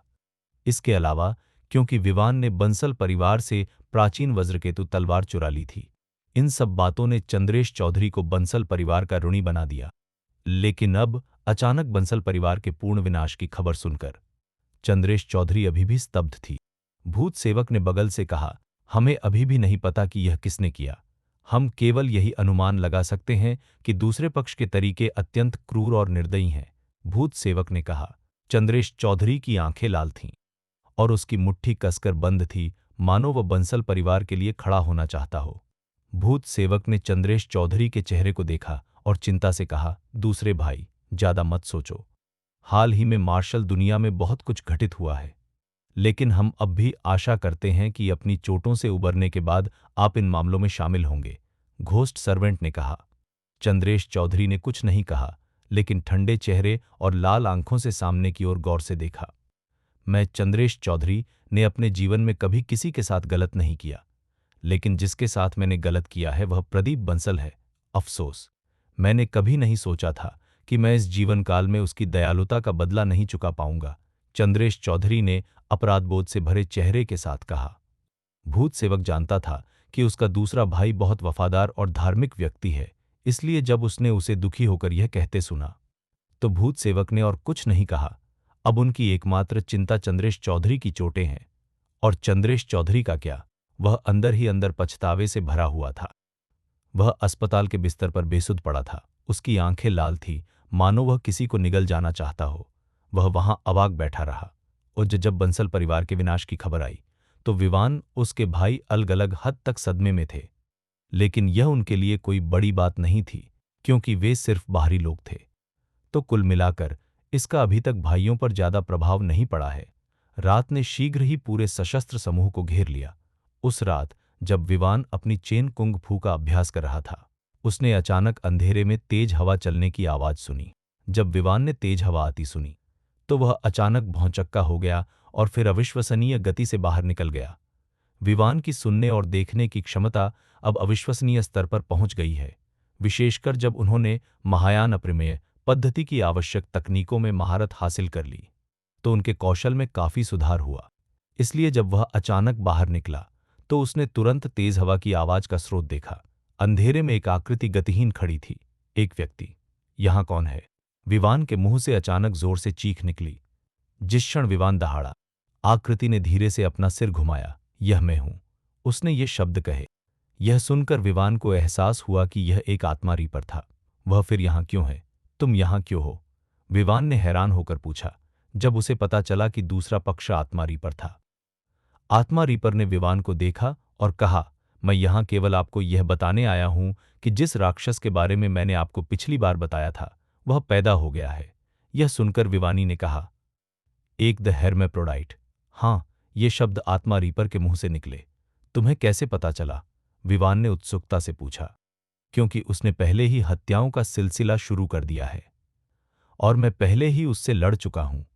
सोल रीपर ने अंधेरे में खड़े होकर कहा। आत्मा काटने वाले की बात सुनकर विवान उत्सुक हो गया और आत्मा काटने वाले को घूरने लगा। लेकिन सोल रीपर ने आगे कहा, क्या तुम्हें याद है कि कुछ दिन पहले क्या हुआ था जब प्रदीप अग्रवाल और मैं इस जगह से गए थे? बेशक मुझे याद है। उस समय हम दोनों लॉन्ग यिन का पता ढूंढने के लिए उत्तर पश्चिम की ओर गए, लेकिन हमने कभी उम्मीद नहीं की थी कि एक अंधेरी रात में हमारा सामना उस राक्षस से होगा। जब प्रदीप अग्रवाल और मैंने देखा कि उस राक्षस से एक अत्यंत भयंकर आभा निकल रही है, तो हम यह देखने के लिए उसका पीछा करना चाहते थे कि यह शक्तिशाली आकृति कौन है। लेकिन हमने यह उम्मीद नहीं की थी कि जब राक्षस को हमारी उपस्थिति का पता चला तब तक हम ज्यादा दूर नहीं गए थे, इसलिए हमने लड़ाई शुरू कर दी। हमने कभी यह उम्मीद नहीं की थी कि जिस भयानक आकृति से हम लड़ रहे थे वह कुख्यात और क्रूर द हेर्मेप्रोडाइट था। यह सुनकर विवान ने भौहें चढ़ाईं और पूछा, और फिर हम दोनों ने संघर्ष करके बाहर निकलने का प्रयास किया, लेकिन फिर भी हम दोनों गंभीर रूप से घायल हो गए। सोल रीपर ने कहा, क्या ऐसा हो सकता है कि तुम दोनों को भी उस राक्षस से निपटने में परेशानी हो रही हो? विवान ने आश्चर्य से पूछा। जैसे ही विवान ने यह कहा, आत्मा रीपर अचानक आत्महीनता से हंस पड़ा। हम दोनों का तो जिक्र ही मत करो। अगर हम दो और लोगों को भी जोड़ ले तो भी हम उस राक्षस का मुकाबला नहीं कर पाएंगे, उनके सामने खड़े सोल रीपर ने कहा। आत्मा रीपर को यह कहते हुए सुनकर विवान हैरान रह गया और खुद से सोचने लगा, क्या वह राक्षस वास्तव में इतना भयानक है? विवान को किसी से भी बेहतर पता था कि सोल रीपर और प्रदीप अग्रवाल की ताकत क्या है। फिर भी सोल रीपर अब कह रहा था कि वह उस राक्षसी राक्षस का मुकाबला नहीं कर सकता। ऐसा लग रहा था कि राक्षस वास्तव में भयानक था। विवान, तुमने पूरे बंसल परिवार के नरसंहार के बारे में सुना होगा, है ना? सोल रीपर ने अचानक कहा। सोल रीपर की अचानक टिप्पणी सुनकर विवान ने भौहें चढ़ाईं और उसे घूरते हुए पूछा, तुम्हें कैसे पता चला? मार्शल आर्ट की दुनिया में लगभग हर कोई जानता है, मैं कैसे नहीं जान सकता? इसके अलावा मैं तुरंत घटनास्थल पर पहुंचा, मुझे कैसे पता नहीं चला? उसके सामने खड़े सोल रीपर ने कहा। यह सुनकर विवान ने अपने सामने खड़े सोल रीपर को घूरते हुए पूछा, तुमने कहा था कि तुम बंगलुरु गए थे?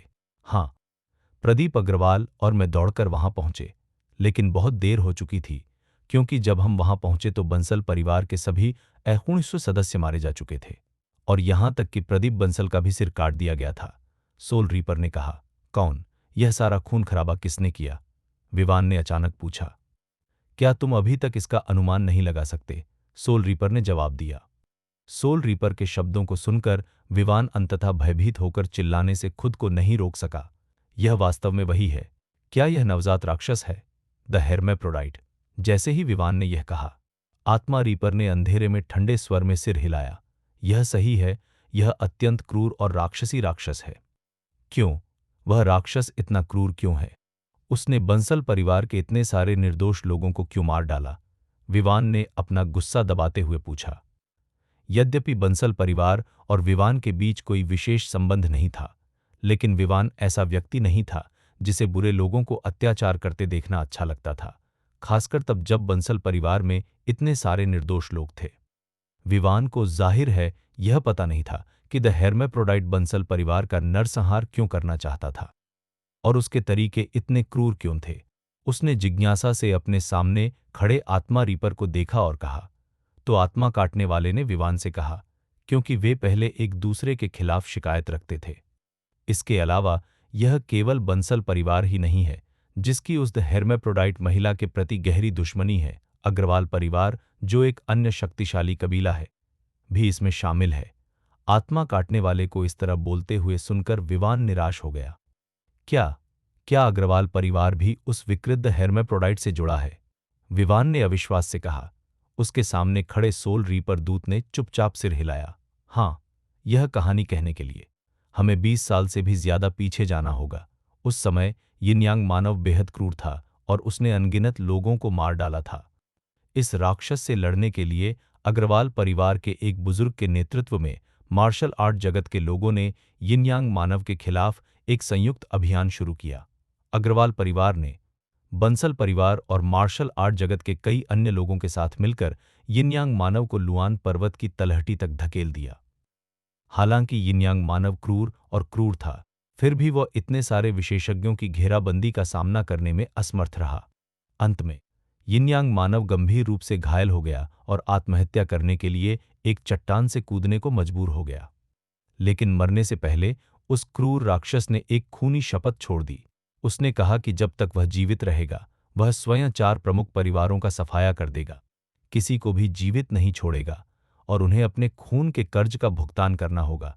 आत्मा कटाई करने वाले ने धीरे धीरे उस वर्ष की घटनाओं का विस्तार से वर्णन किया। आत्मा रीपर के ऐसा कहने के बाद विवान को अंततः समझ आ गया। अब जाकर उसे एहसास हुआ कि उस द हेर्मेप्रोडाइट ने बंसल परिवार का इतना भयानक और क्रूर नरसंहार क्यों किया था। पता चला कि यह सब 20 साल से भी अधिक पुराने कर्ज के कारण हुआ था। वह विकृत राक्षस बदला लेने के लिए वापस आया था। अपने मन में यह सोचने के बाद विवान अचानक डर से पीला पड़ गया और अपने सामने सोल रीपर को देखते हुए बोला, तो फिर आपके कहने के अनुसार क्या बंगलुरु शहर में अग्रवाल परिवार भी बड़े खतरे में नहीं होगा? जब विवान ने आश्चर्य से ये शब्द कहे तो आत्मा रीपर ने असहाय होकर कहा, अगर मैं गलत नहीं हूं तो वह राक्षस अग्रवाल परिवार के साथ वैसा ही व्यवहार करेगा जैसा उसने बंसल परिवार के साथ किया था। सोल रीपर ने कहा, ऐसा कैसे? क्या वह विकृत राक्षस सचमुच अग्रवाल परिवार को निशाना बनाने जा रहा है? तो फिर कव्य अग्रवाल के बारे में क्या? अचानक विवान के दिमाग में एक सुंदर आकृति उभरी। वह इतनी सुंदर और बुद्धिमान थी, मानो कोई परी हो। लोग उसे दूर से ही निहारते थे, उसके पास जाने का साहस नहीं कर पाते थे। विवान के लिए कव्या अग्रवाल उसकी देवी की तरह थी। अचानक यह सुनकर कि विकृत द हेर्मेप्रोडाइट की अगली योजना अग्रवाल परिवार का वध करने की हो सकती है, विवान सदमे में जम गया। वह कैसे चुपचाप खड़ा होकर अग्रवाल परिवार को बंसल परिवार की तरह ही स्थिति में गिरते हुए देख सकता था। मत भूलिए, अग्रवाल परिवार ने पहले भी विवान पर एक उपकार किया था और वहां कव्या अग्रवाल भी था। साथ ही वह बूढ़ा, दयालु बूढ़ा आदमी राघव अग्रवाल भी था। आपकी राय में क्या वह राक्षस सचमुच इतना शक्तिशाली है? अग्रवाल परिवार का मुखिया मार्शल आर्ट का उस्ताद है। क्या ऐसा हो सकता है कि अग्रवाल परिवार का मुखिया भी उस राक्षसी द हेर्मेप्रोडाइट का सामना न कर सके? विवान ने संदेह से पूछा। ओल्ड मास्टर ओयांग की स्मृति उनके लिए सदैव प्रशंसापूर्ण रही, क्योंकि ओल्ड मास्टर ओयांग के मार्शल आर्ट कौशल वास्तव में बहुत उच्च थे। विवान इस समय पूछने से खुद को रोक नहीं सका, लेकिन तभी आत्मा काटने वाला अचानक मुस्कुराया। आप क्या सोचते हैं? 20 साल से भी ज्यादा पहले प्रदीप बंसल और इतने सारे मार्शल आर्ट मास्टर्स के साथ भी ओल्ड मास्टर ओयांग व्यक्तिगत रूप से उस राक्षसी राक्षस को नहीं मार सके। 20 साल से भी ज्यादा समय बाद वह राक्षसी राक्षस अभी भी दानव गुफा में साधना कर रहा है। क्या आपको लगता है कि ओल्ड मास्टर ओयांग अब उस राक्षसी राक्षस का मुकाबला कर पाएंगे? विवान को अचानक एहसास हुआ कि उसने जो सवाल पूछा था वह अविश्वसनीय रूप से मूर्खतापूर्ण था। विवान किल की गहराई से अचानक चिंता की गहरी भावना उभरी। आपके अनुसार क्या इसका मतलब यह नहीं है कि अग्रवाल परिवार विनाश का सामना करने वाला है? विवान ने आश्चर्य से कहा, लेकिन उसके सामने खड़ा आत्मारी पर कुछ नहीं बोला। उसने बस अपनी ठंडी आंखें उठाईं और दूर तक देखा, मौन सहमति जताते हुए। जब विवान ने देखा कि सोल रीपर ने ज्यादा कुछ नहीं कहा है, तो वह स्वाभाविक रूप से समझ गया कि सोल रीपर का क्या मतलब था। अचानक विवान ने कहा, नहीं, मैं उस विचित्र राक्षस को अग्रवाल परिवार का वध करने की अनुमति बिल्कुल नहीं दे सकता।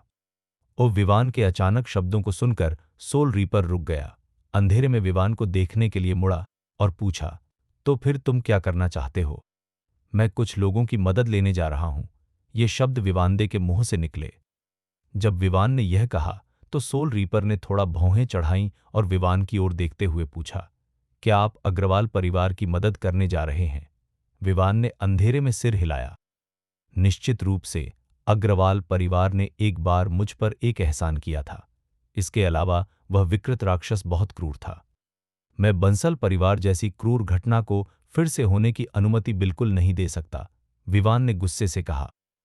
विवान की बातें सुनने के बाद सोल रीपर ने विवान की ओर थोड़ा देखा और कहा, तुम्हें इस पर विचार करना चाहिए। उस राक्षस की ताकत उतनी सरल नहीं है जितनी तुम कल्पना करते हो।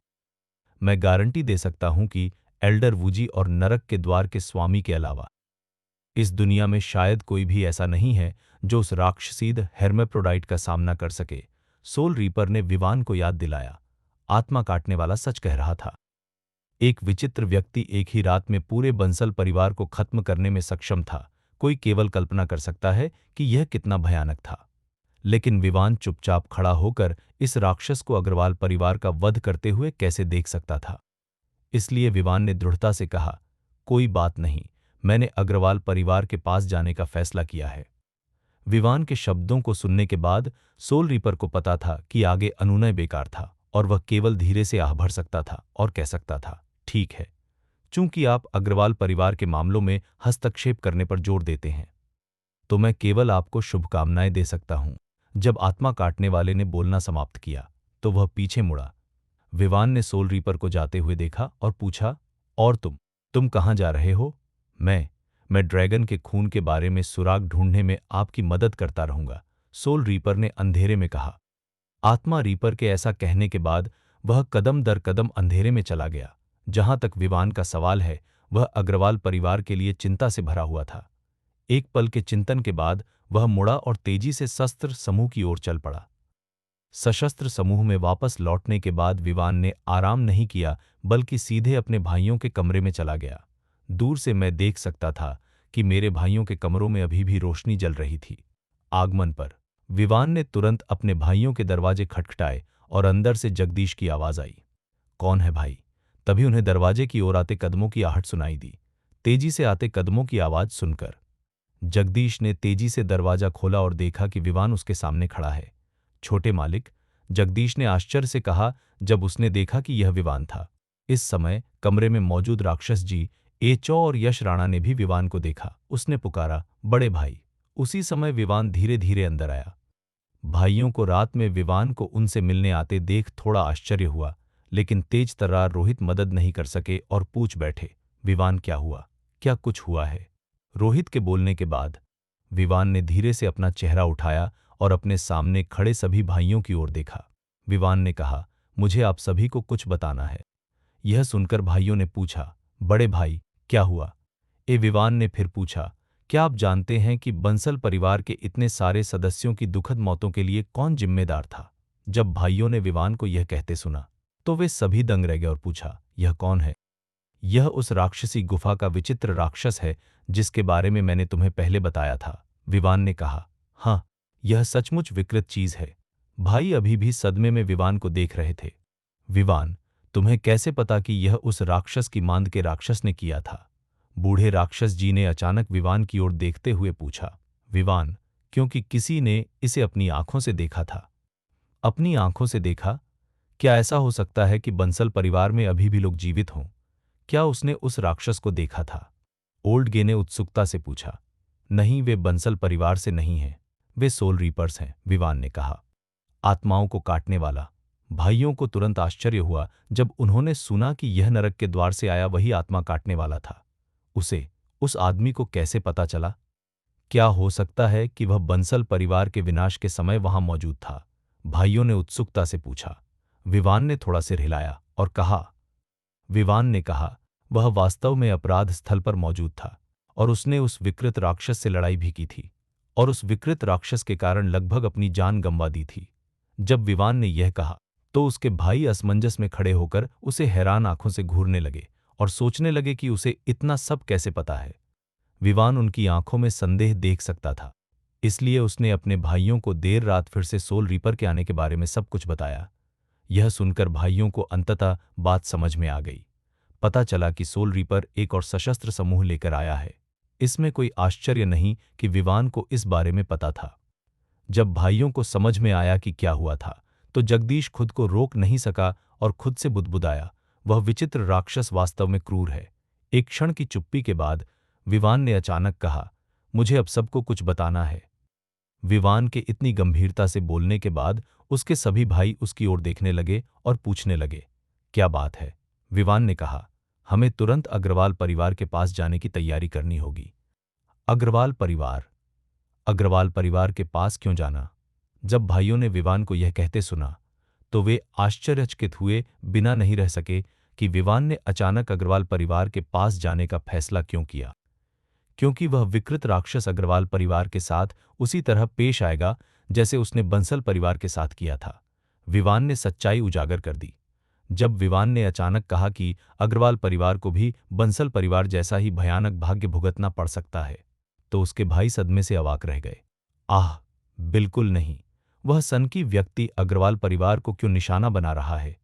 हाँ, छोटे मालिक, वह राक्षस विशेष रूप से 4 प्रमुख परिवारों को ही क्यों निशाना बनाएगा? उसके भाइयों ने हैरानी से पूछा। उनके पूछने पर विवान ने राक्षस गुफा में छिपे राक्षस और उस समय उसके और 4 महापाषाणों के बीच के झगड़े के बारे में विस्तार से बताया। उसने यह भी बताया कि कैसे ओयांग और बंसल परिवारों ने लोगों को बहकाकर राक्षस को लुआन पर्वत की तलहटी में धकेल दिया और फिर उसे एक चट्टान से कूदने पर मजबूर कर दिया। विवान के बोलने के बाद सभी भाइयों ने अपनी आंखें चौड़ी कर ली। तो वह विकृत राक्षस बंसल परिवार को मारने और बदला लेने के लिए वापस आया था। जगदीश ने सदमे में कहा। रोहित और उसके भाई सदमे में विवान को देख रहे थे। विवान ने निर्णायक रूप से सिर हिलाया। हाँ, इसलिए मुझे अग्रवाल परिवार की मदद के लिए तुरंत जाना होगा, विवान ने कहा। अन्यथा अग्रवाल परिवार को भी अभूतपूर्व आपदा का सामना करना पड़ेगा। विवान की बातें सुनने के बाद भाइयों को अंततः समझ में आ गया कि विवान अग्रवाल परिवार के पास क्यों जा रहा था। युवा स्वामी, तो फिर चलो अग्रवाल परिवार के पास चलें। दरअसल अग्रवाल परिवार के सभी सदस्य बहुत अच्छे हैं, खासकर वह बूढ़ा आदमी। अगर वे उस समय न होते तो शायद हम बहुत पहले ही खत्म हो गए होते, जगदीश ने कहा। रोहित ने एक पल सोचा और कहा, हाँ, ऐसा लगता है कि हमें इस बार जाकर मदद करनी होगी। आखिरकार अग्रवाल परिवार अतीत में हमारे प्रति दयालु रहा है। जब उसके सभी भाई सहमत हो गए तो विवान स्पष्ट रूप से खुश था, इसलिए उसने कहा, ठीक है, तो यह तय हो गया। बॉस, हम कब निकलेंगे? जगदीश ने पूछा। कल सुबह सबसे पहले, विवान ने कहा। हम कल सुबह सबसे पहले निकलेंगे। हमें उस पागल से पहले अग्रवाल परिवार के पास पहुंचना होगा, वरना बहुत देर हो जाएगी। ठीक है, हम कल चलेंगे। विवान ने अपने भाइयों को इस बारे में बताया तो उन्होंने अगली सुबह जल्दी ही बंगलुरु शहर में अग्रवाल परिवार के पास जाने का फैसला किया। अग्रवाल परिवार वास्तव में एक बड़ी आपदा का सामना कर रहा है, लेकिन अग्रवाल परिवार के सदस्यों को शायद अभी तक इसका पता भी नहीं है। लेकिन विवान कभी अग्रवाल परिवार का ऋणी था और वह भी वहां थी, इसलिए विवान को और भी ज्यादा जाना पड़ा। हालांकि अग्रवाल परिवार के पास जाना विवान और उसके साथियों के लिए वरदान साबित होगा या अभिशाप, यह अभी भी अज्ञात था।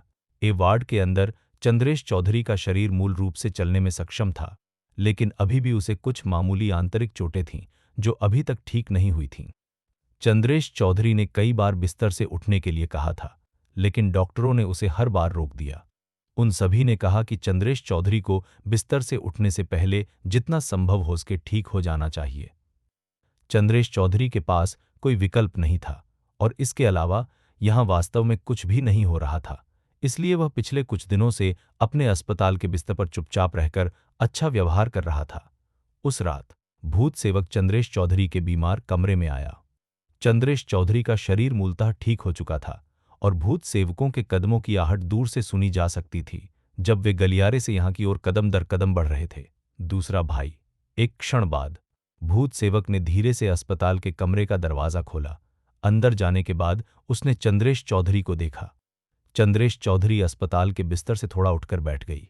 दूसरे भाई, हम कल जा रहे हैं। भूत सेवक के अंदर आते ही ये उसके पहले शब्द थे। चंद्रेश चौधरी उस समय दंग रह गई जब भूत सेवक ने अचानक घोषणा की कि वह तुरंत जा रहा है। हम कहाँ जा रहे हैं? हम अग्रवाल परिवार के पास जा रहे हैं, भूत सेवक ने कहा। भूत सेवक की बात सुनकर चंद्रेश चौधरी ने उत्सुकता से पूछा, अग्रवाल परिवार के पास जा रहे हो? किस लिए?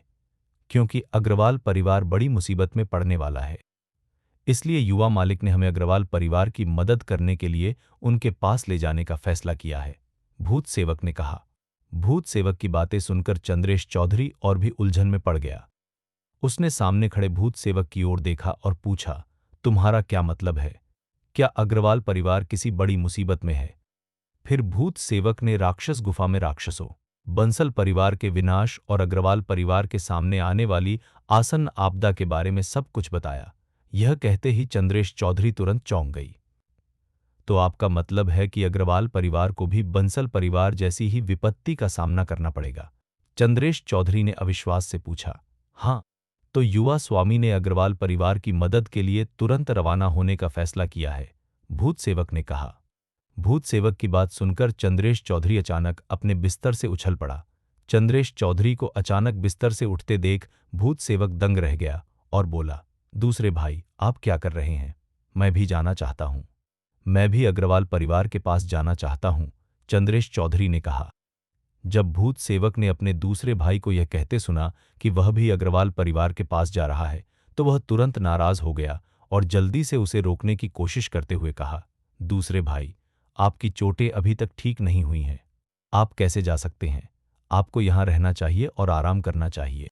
नहीं, मुझे जाना होगा, चंद्रेश चौधरी ने जिद करते हुए कहा। दूसरे भाई, मेरी बात सुनो, मैं युवा स्वामी के साथ हूं, इसलिए मैं उनकी रक्षा करने की पूरी कोशिश करूंगा। तुम्हें यहीं रहना चाहिए, आराम करना चाहिए और अपनी चोटों से उबरना चाहिए, भूत सेवक ने सलाह दी। आखिरकार चंद्रेश चौधरी अभी तक पूरी तरह से ठीक नहीं हुई है, लेकिन चंद्रेश चौधरी इतना जिद्दी आदमी था कि एक बार जब उसने मन बना लिया तो 10 गधे भी उसे वापस नहीं खींच सकते थे। भूत सेवक, बकवास बंद करो, मैंने मन बना लिया है। मैं कल युवा स्वामी के साथ अग्रवाल परिवार के पास जाऊंगा। ये चंद्रेश चौधरी द्वारा अपने भूत सेवक से कहे गए अंतिम शब्द थे। भूत सेवक अपने दूसरे भाई के स्वभाव को जानता था और उसे मनाने में असफल होने के बाद वह केवल असहाय होकर आहें भर सकता था। अगले दिन विवान और उसके भाइयों ने रवाना होने का फैसला किया। उन्होंने सबसे पहले विवान की चाची किरण द्विवेदी को इसके बारे में बताया। किरण द्विवेदी मूल रूप से नहीं चाहती थी कि विवान कोई और जोखिम उठाए, लेकिन अंत में उसके पास सहमत होने के अलावा कोई विकल्प नहीं था। अपने परिवार को सूचित करने के बाद विवान ने लड़कियों को खबर बतानी शुरू कर दी। जब नैना ने सुना कि विवान फिर से बाहर जा रहा है, तो उसकी पहली प्रतिक्रिया उसके साथ जाने की थी, लेकिन विवान ने कहा, मेरा इंतजार करो, मैं काम निपटाकर जल्द ही वापस आ जाऊंगा। विवान की बातें सुनकर नैना ने और कुछ नहीं कहा, बल्कि उसे स्नेह से देखा और कहा, ठीक है, चूंकि तुम मुझे अपने साथ नहीं जाने दोगे, इसलिए मैं तुम्हारा इंतजार करूंगी। मैं केवल यही आशा करती हूं कि आपकी यात्रा सुरक्षित रहे। ये नैना के अंतिम शब्द थे। जिस महिला से वह सबसे अधिक प्यार करता था, उसे गहरी गले लगाने के बाद विवान चला गया। दिव्या विश्वराज को नहीं पता था कि क्या हो रहा था। उसने उसे आज नहीं देखा था और यह भी नहीं जानती थी कि वह कहाँ गई थी। इसलिए विवान केवल दिव्या विश्वराज की नौकरानी उस संध्या को ही बता सकती थी, ताकि वह उसकी मालकिन तक संदेश पहुंचा सके। संध्या ने अपनी गोल आंखें झपकाईं और सिर हिलाया, लेकिन अंत में कुछ नहीं कहा। अंततः विवान गुप्ता परिवार की सबसे बड़ी बेटी आयुषी गुप्ता को अलविदा कहने गया। जब से आयुषी गुप्ता विवान के साथ आई है, सच कहूं तो वे अक्सर एक साथ नहीं रहे हैं। वे कभी कभार ही कुछ शब्दों का आदान प्रदान करते हैं। आयुषी गुप्ता का अपने भाइयों के साथ रिश्ता धीरे धीरे अधिक परिचित हो गया था। इसके अलावा नैना के साथ उसका रिश्ता धीरे धीरे बहनों जैसा हो गया, जिससे विवान को बहुत संतुष्टि महसूस हुई। आयुषी गुप्ता को यह बताने के बाद कि वह जाने वाली है, आयुषी गुप्ता थोड़ी उदास लग रही थी। उसने अपनी खूबसूरत नम आंखों से विवान को देखा और पूछा, तुम कब वापस आओगे? विवान मुस्कुराया और आयुषी गुप्ता की ओर देखते हुए कहा, मैं जल्द ही वापस आऊंगा। आयुषी गुप्ता ने धीरे से अपने लाल होंठों को काटा और कहा, ठीक है। मैंने सिस्टर नैना से भी आपके बारे में सुना है। मैं जानता हूं कि आप बहुत व्यस्त हैं और आपको अपने लिए बहुत सारे काम करने हैं, लेकिन फिर भी मुझे उम्मीद है कि आप सुरक्षित और स्वस्थ रहेंगी। आयुषी गुप्ता की यह बात सुनकर विवान को अवर्णनीय खुशी महसूस हुई। चिंता मत करो, मैं जल्द ही वापस आऊंगा। तुम यहीं रहो, बस नैना के साथ यहीं रहो। यह कहने के बाद विवान ने आयुषी गुप्ता पर एक आखिरी नजर डाली और फिर चला गया। विवान ऐसा व्यक्ति नहीं था जो आसानी से रोमांटिक भावनाओं से प्रभावित हो जाता, इसलिए वह दृढ़तापूर्वक वहां से चला गया। दोनों भाई पहले से ही सशस्त्र समूह के सशस्त्र क्षेत्र के द्वार पर इंतजार कर रहे थे। इस बार चंद्रेश चौधरी को छोड़कर सभी भाई रवाना हो गए। इस समय न केवल चंद्रेश चौधरी चला गया था, बल्कि भूत नौकर भी कहीं नहीं मिला था। सशस्त्र समूह के प्रवेश द्वार पर जगदीश ने चारों ओर देखा और कहा, हूँ, मेरा स्वामी कहाँ है? भाई भूत अभी तक यहाँ क्यों नहीं है? यश राणा ने भी पूछा। उनके बगल में बैठे भाई भी उत्सुक थे, भूत सेवक क्यों नहीं आया? विवान ने थोड़ी झुंझलाहट से इधर उधर देखा और मन ही मन सोचने लगा, भूत सेवक क्यों नहीं आया? उसने कल ही भूत सेवक को खबर बताई थी ना। जब वे बात कर रहे थे, भूत सेवक पिछले दरवाजे पर प्रकट हुआ, लेकिन उसके पीछे एक लंबा, हट्टा कट्टा, लोहे के खून वाला व्यक्ति था। वह व्यक्ति कोई और नहीं बल्कि एक भुजाधारी, बलवान व्यक्ति चंद्रेश चौधरी था।